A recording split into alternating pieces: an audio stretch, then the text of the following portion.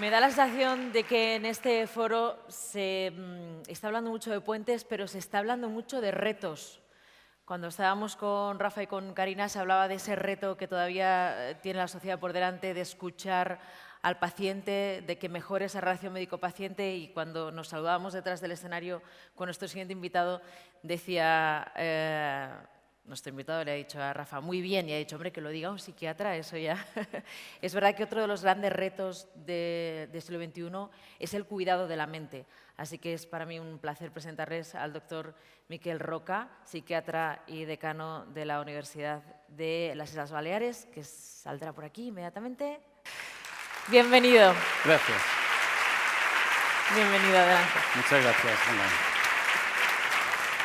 Muchas gracias, Mara. Bueno, con los años uno va acumulando intervenciones en congresos, en reuniones, en simposios, en foros, pero tengo que confesar que soy debutante en este foro, ¿no? Y entonces los nervios del debutante dicen siempre que son complicados, ¿no?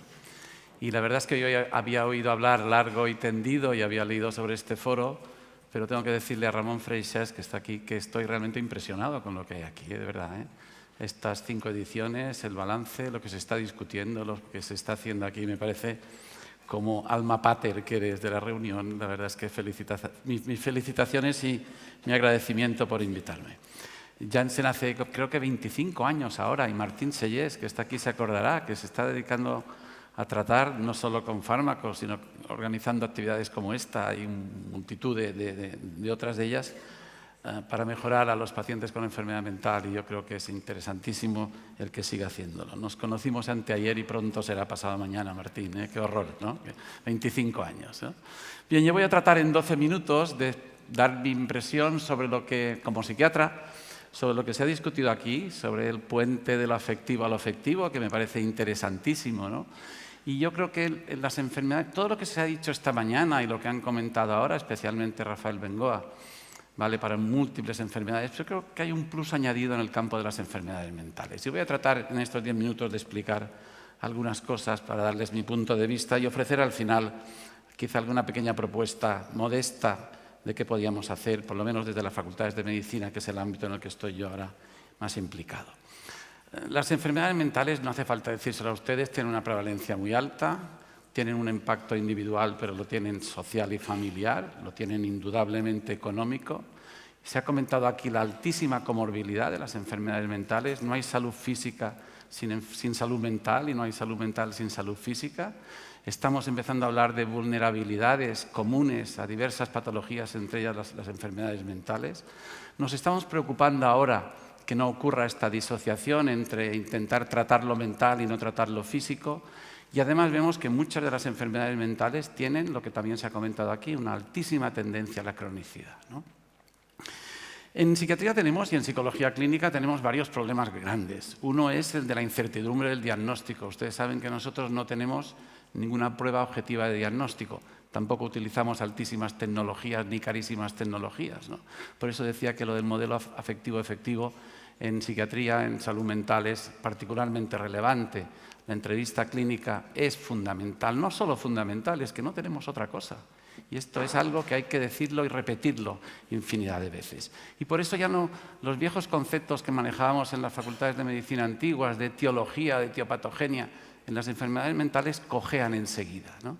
Y tenemos que empezar a hablar solo de factores de riesgo, factores protectores, vulnerabilidad. Ustedes saben, y moverse en este terreno es moverse siempre en un terreno pantanoso que a una mentalidad científica como la del médico le gusta poco, no nos engañemos, ¿no? Y factores de riesgo, biológicos, genéticos, psicológicos y sociales, y estos son los que quizá decían las enfermedades mentales pesan quizá un poco más. Decía antes, no envejecimiento, pero sí longevidad, Ramón, que todas estas sociedades del siglo XXI, la gran duda que nos plantean ahora mismo es: ¿aumentan el riesgo para la salud mental? ¿Aumentan el riesgo para las enfermedades mentales? Y este sí es un tema que nos preocupa y estoy seguro que les preocupa también a todos ustedes, ¿no?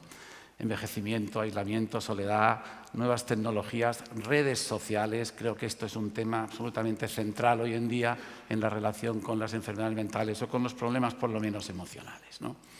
Es verdad que la OMS lleva tiempo trabajando y sociedades científicas y foros como este son absolutamente relevantes, intentando ver estos factores protectores, estos factores de riesgo. Hay algún tema preocupante, el alcohol y abuso de drogas, por ejemplo. Ustedes saben que esto es un factor de riesgo clarísimo para enfermedad mental, ¿no?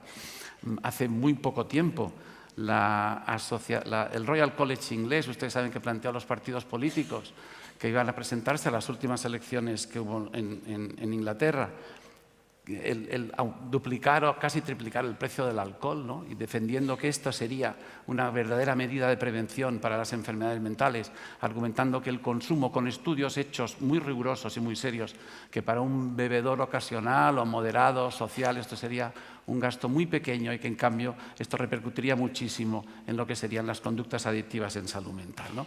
Y algunos de estos factores protectores y de riesgo podemos hacer poco, pero en algunos otros podemos hacer mucho, podemos trabajar mucho, ¿no? Y esto es lo que tenemos, el reto que tenemos nosotros aquí ahora mismo, ¿no? Yo les pongo un ejemplo. La depresión, que es un terreno también espinoso y un poco pantanoso, ¿no? Tenemos tratamientos más efectivos, psicofarmacológicos y psicoterápicos, y vamos a tener más en un futuro muy cercano, ¿no? Cada vez con menos efectos secundarios. Tenemos psicoterapias que están basadas en pruebas, en esta mala traducción que hacemos del inglés de la evidencia, ¿no? Basadas en la evidencia, ¿no? Tenemos una mayor accesibilidad a los servicios sanitarios públicos y privados en muchos ámbitos de las sociedades occidentales. ¿Y qué ocurre con un tema delicado, que sé que es difícil plantearlo, que es el de las cifras de suicidio? No conseguimos reducir, no movemos las cifras de suicidio. Fíjense, es verdad que estamos en un país aún con cifras bajas de conducta suicida, pero nos alarma, ¿no? Fíjense ustedes, en cada 100.000 habitantes no nos estamos moviendo alrededor de un 7 y pico a un 8 por cada 100.000 habitantes. Ha aumentado ligeramente el número de mujeres, el de hombres ha permanecido prácticamente estable. Yo les he preparado esta tabla que a mí me parece sobrecogedora, ¿no? Algo se está haciendo bien en la línea azul, que es la de muertes por accidentes de tráfico en nuestro país, ¿no? Algo no estamos haciendo o no lo estamos haciendo bien en cuanto a disminuir las tasas de suicidio, que ven que está, como dicen los ingleses, plafonada, ¿no? Hay dientes de sierra minúsculos, pero ustedes ven que las cosas prácticamente no se mueven. Y esto a mí me parece que es significativo. Y sé que hay muchos gestores aquí. No voy a convertir esto en una plataforma de reivindicación, ni mucho menos para lo que es la asistencia a la prevención de conducta suicida, pero ustedes saben que la gran puerta de entrada a la conducta suicida es la enfermedad mental. Es verdad que la enfermedad mental no siempre está presente en los estudios de autopsia psicológica como puerta de entrada a conductas suicidas, pero lo está en muchos casos, alrededor de un 60% en los estudios más rigurosos. Y, por tanto, este es una posible prevención de la conducta suicida muy clara, ¿no? Por tanto, hablaba, factores de riesgos sociales. Las crisis nos enseñan cosas, dicen todos, hemos estudiado muchas veces, ¿no? Y ustedes saben cuando se planteaba la situación de crisis económica lo que ocurrió, ¿no? Y hubo manifestaciones públicas en medios de comunicación de que esta enfermedad llamada crisis iba a ser altamente perjudicial, perniciosa para la salud. Nosotros teníamos un estudio hecho en atención primaria de problemas de salud mental que se veían en atención primaria en las 17 comunidades autónomas, varios miles de personas, y pensamos, ¿por qué no replicamos el estudio durante la situación de crisis económica? Es decir, en el año 2010, en plena crisis. Publicamos los resultados en una revista de salud pública que ustedes conocen bien, de cierto prestigio y alto impacto. Les hemos ayudado un poco en el impacto porque es un artículo muy citado por las vicisitudes que hay de las citas de las científicas, y vimos claramente que durante la crisis económica, comparando con la situación previa, no aumentaban las enfermedades mentales más graves como esquizofrenia, anorexia, trastorno bipolar, pero en cambio sí, la atención primaria recibía directamente el impacto de lo que hace un momento, creo que Rafael Bengoa también lo comentaba, de a lo mejor muchas personas que no tenían un trastorno depresivo, pero sin síntomas depresivos, síntomas ansiosos, trastornos adaptativos, etc., y sobrecargaban el peso de la crisis en la atención primaria de salud. Esto sí que me parece a mí un dato relevante y cómo las evidencias de lo que ocurre nos pueden ayudar a explicar algunas cosas, ¿no? Siglo XXI, ¿qué es lo que marca el siglo XXI? Evidentemente las redes sociales. Algunos enfermos con trastornos mentales graves nos dicen que las redes sociales les pueden ayudar, ¿no? Por la accesibilidad que tienen, porque les permite establecer desde casa sin moverse algún tipo de conectividad, porque, entre comillas, la palabra democratizan contenidos. Es verdad que esto a veces tiene un doble riesgo. Son pacientes que a veces llegan a las consultas informados. Les permiten pequeños grupos, nichos en comunidades, ¿no? Pero en cambio hay muchísimos contras, y ustedes lo saben, ¿no? Y eso sí que repercute directamente en la salud mental de la población, ¿no? La poca profundidad de la interacción, el potencial altísimo para acoso, para mensajes insultantes. Utilizamos para la mayoría de ellos términos ingleses, pero entendemos todos bien cuáles son los riesgos de lo que estamos comentando, ¿no? Yo creo que resume muy bien, y le he tomado prestado dos pequeñas cartas publicadas por dos colegas nuestros, esto que he intentado referir, cómo en las consultas de atención primaria se produce el mayor impacto de la salud mental. Miren esta de un colega de atención primaria que está trabajando en un centro de Madrid, Carlos Fernández, que publicó, dice: no hacen falta tantos médicos, lo sé porque soy uno de ellos. Cada día veo a 40 pacientes y utilizo el Foniendo solo 3 o 4 veces. Yo creo que esto resume muy bien el puente de lo afectivo a lo efectivo, y cómo en los casos, en la atención primaria de salud, los problemas emocionales impactan de manera clarísima. Y esta que me parece a mí también relevante, era una residente, ahora ya es médico, R2 de Medicina Familiar y Comunitaria en Gijón. Y vean, le titula El pH de una lágrima, que me parece muy ilustrativo. La médico se llama Sara Yebra. Dice: por favor, no puedo más. Y empezó a llorar. Y ahí estaba yo en mi primera guardia, con la realidad palpitando descorazonada.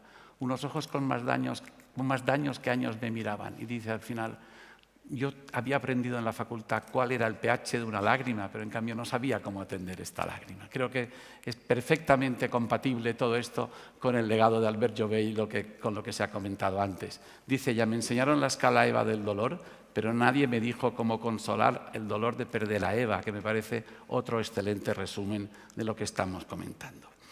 Yo voy a intentar acabar. Me queda 1 minuto y algo más de tiempo, porque me han pedido que me ajuste el tiempo. Aquí hay eso que se llama un auditorio multiprofesional, ¿no? Aquí hay políticos, pacientes, gestores, profesionales de la salud. Pacientes lo somos todos, es solo cuestión de tiempo el que quien no lo sea lo vaya a ser, ¿no? Medios de comunicación. Yo creo que esto es un foro excelente para discutir estas cuestiones. Todos vemos que tenemos que cambiar el rol del paciente en lo que estamos comentando. Todos vemos que los médicos tenemos insuficiencias en este sentido, ¿no? Estamos hablando de empatía, de valores, estamos discutiendo todo lo que se comenta en este foro. Yo en concreto creo que las facultades de medicina del siglo XXI tenemos, y hablo ahora como decano de una facultad de medicina que está empezando, ustedes saben, en Mallorca o Baleares, era juntamente con La Rioja, que en 100 kilómetros tiene, o en 150 kilómetros tiene 6, era la única comunidad autónoma, aunque a algunos de ustedes a lo mejor les sorprende que no teníamos facultad de medicina, ¿no? Hasta que hace 3 años se decidió organizar esta enseñanza en la Facultad de Medicina en todo el mundo. Evidentemente, si disponía de recursos o accedía a alguna de las becas, podía estudiar fuera, ¿no? Pero el resto no. Y estamos tratando de hacer incidencia en estos aspectos, en comunicación en medicina, en ética médica, en psicología médica. Creo que solo reforzando esto llegaremos a lo que el doctor Gutiérrez ha señalado también en la intervención primera esta mañana, a modificar el papel del profesional, entendiendo esta humanización estricta de la medicina que se convierte en una absoluta necesidad a la hora de trabajar en el día a día con los pacientes. Para esto el foro, el modelo, el afectivo efectivo, el futuro del foro de los premios, que se va a llamar a partir de ahora afectivo efectivo, yo creo que es fundamental y hay que plantearlo en las facultades de medicina. Esta es mi modesta proposición. Ustedes lo harán en otros ámbitos, cada uno en su ámbito. Yo creo que en las facultades de medicina tenemos que plantear estas cosas para que sea realidad esto que también antes se ha aludido con una frase del doctor Jovell, que yo trasladaría, por lo que a mí respecta, a las jefaturas de servicio de los hospitales y a las cátedras de las universidades. Cuando nos vayamos, detrás de nosotros tenemos que dejar a alguien que haga un poquito mejor las cosas de lo que nosotros hemos hecho. Muchísimas gracias por su atención.